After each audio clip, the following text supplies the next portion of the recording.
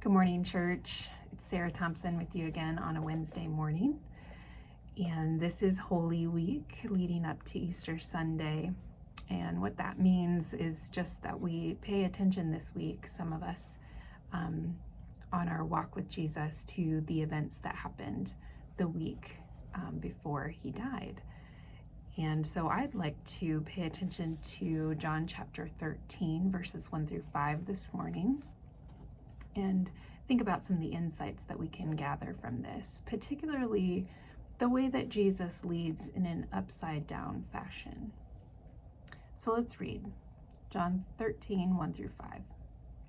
Before the Passover celebration, Jesus knew that his hour had come to leave this world and return to his Father. He had loved his disciples during his ministry on earth, and now he loved them to the very end. It was time for supper, and the devil had already prompted Judas, son of Simon Iscariot, to betray Jesus. Jesus knew that the Father had given him all authority over everything, and that he had come from the Father and would return to him. So he got up from the table, took off his robe, wrapped a towel around his waist, and poured water into a basin. Then he began to wash the disciples' feet, drying them with the towel he had around him. So we learn a few things in this text. One is that he loved his disciples throughout his 3-year ministry, traveling with them, preaching and teaching, healing, and casting out demons. He loved them all through that journey with them. And he also loved them now to the very end. And I find that striking because Judas is among them. And Jesus does know here that Judas is going to betray him. And he loves him anyway. And he does this act of service for all of them. But he does it in the midst of knowing that all authority has been given to him by the Father. All authority over everything. And so how does he use his authority? He submits himself to service like a servant.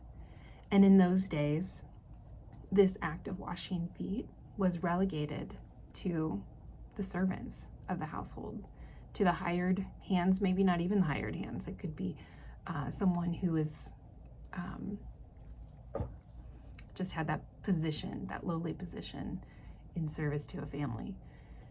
And he put himself in that position. He humbled himself to a servant for the sake of love, for the sake of his disciples, for the sake of their understanding of the kind of God that he really is. Self-emptying, humble, servant. And so, with all the authority that he had, he takes that kind of leadership style. And so it makes me think, what has God given me? Certainly I don't have all over authority over everything, but he has given me authority over some things in my life. He's given me gifts and abilities. He's given me resources. And he's done that same thing for you, no matter who you are. And so I would ask you to consider, how has he blessed you?